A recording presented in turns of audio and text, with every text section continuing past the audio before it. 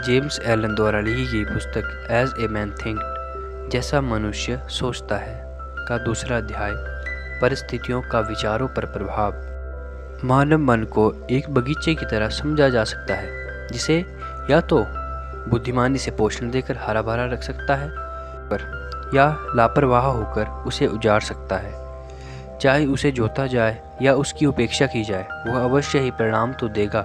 यदि उपयोगी बीजों का रोपण न किया जाए तो बेकार की खरपतवार वहां उगेगी और वैसे ही खरपतवार और उगकर उस बगीचे पर कब्जा कर लेगी। जिस तरह से माली अपने बगीचे में एक एक पौधे का रोपण करते हैं, बीज बोते हैं, पानी सींचते हैं, खरपतवार को अपने पौधों से दूर रखते हैं और उन फल फूलों को लगाते हैं जो उनकी ज़रूरत के होते हैं, इसी प्रकार हमें भी अपने मन रूपी बगीचे की देखभाल करनी चाहिए।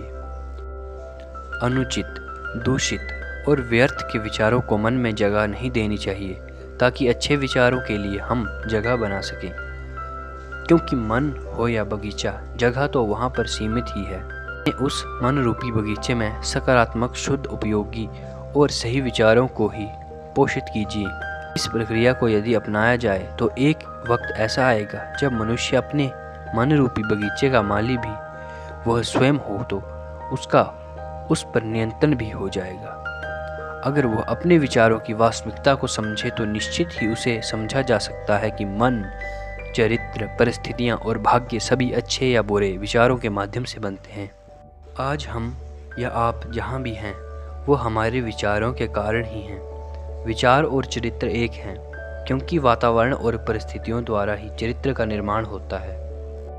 इसलिए मनुष्य जीवन बाहरी परिस्थितियों और अंतः अवस्था के परस्पर संबंध और तालमेल में रहेगा। इसका यह मतलब नहीं है कि किसी भी समय पर जैसी हमारी परिस्थितियां हैं वे हमारे पूरे चरित्र को प्रदर्शित करती हैं। अर्थ यह है कि वे परिस्थितियां हमारी विचारधारा के किसी ज़रूरी पहलू से उस समय के लिए इतना करीब से जुड़ जाती हैं, वे हमारी प्रगति के लिए आवश्यक हो जाती है। मनुष्य की आत्मा जो गुप्त रूप से चाहती है, जिससे प्रेम करती है और जिससे डरती है, उसको आकर्षित करती है।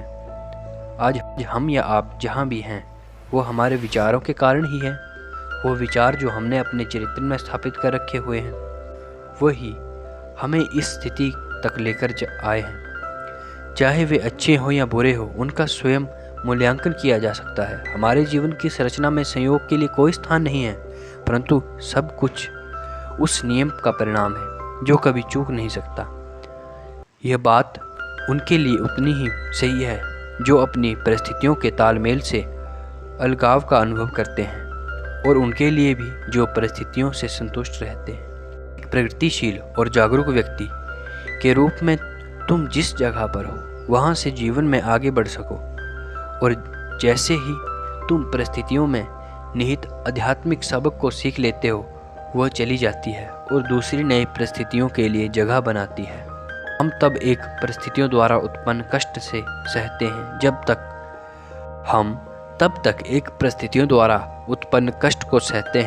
तक हम इसमें विश्वास रखते हैं कि हम बाहरी परिस्थितियों द्वारा प्रभावित होते हैं।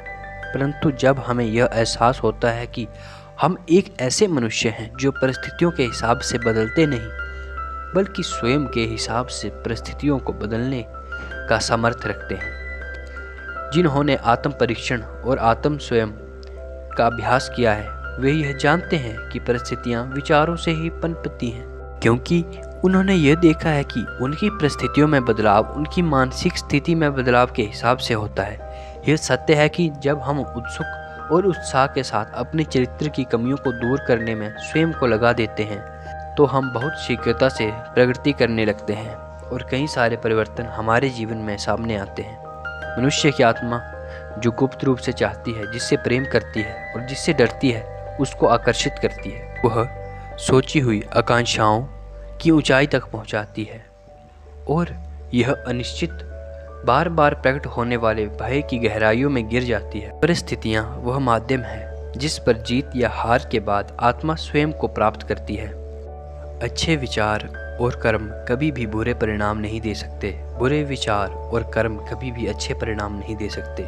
नीच विचार, आक्रोश और शराबीपन की आदत बनते हैं जो कि कष्ट, पीड़ा, गरीब का रूप ले लेते हैं। किसी तरह के भी विनाशकारी विचार उलझाने वाले थकाऊ आदतें बन जाती हैं, जो ध्यान भंग करने वाली और विपरीत परिस्थितियों को आकार देती हैं। डर, संशय और अनिर्णायक विचार कमज़ोर और बेमन आदतों का रूप लेते हैं। असफलता, गरीबी और दूसरों पर बोझ बनने की परिस्थितियों के रूप में आकर लेती हैं। आलसी विचार बेईमानी का रूप लेते हैं और दरिद्रता और पतन का आकार लेते हैं। घृणित और दंडनीय विचार हिंसा और आरोप लगाने की आदत का रूप लेते हैं, जो चोट लगने व दंड मिलने वाली परिस्थितियों का आकार लेते हैं। तरीके के स्वार्थी विचार स्वार्थीपन का रूप लेते हैं और उन परिस्थितियों को आकर देते हैं जो दुखदायी होती हैं। प्रकृति हमारे साथ और हमारे माध्यम से ही काम करती है, जिससे कि हम उन विचारों का आनंद उठा सकें, जिन्हें हम पोषित करते हैं। प्रकृति द्वारा ऐसे अवसर प्रस्तुत होते हैं जो अच्छे या विनाशकारी विचारों को सतह पर ले आते हैं। जैसे ही हम अपने पापी व विनाशकारी विचारों को त्यागते हैं, पूरा संसार हमारे प्रति मृदुल हो जाता है और हमारी मदद करने को तैयार हो जाता है। जैसे कि हम अपने कमज़ोर और दूषित विचारों को दूर करते हैं, हर तरफ ऐसे अवसर आने लगते हैं जिससे कि हमारे सशक्त कल्पन को मदद मिले। जैसे ही हम अच्छे विचारों को बढ़ावा देते हैं तो कोई भी दुर्भाग्य हमें स्पर्श और कष्ट से घेर नहीं सकता। संसार हमारा बहुरूप प्रदर्शी है। हर क्षण जिन विभिन्न रंगों को प्रस्तुत करता है वो हमारे सतत उभरते विचारों के अद्भुत चित्र हैं।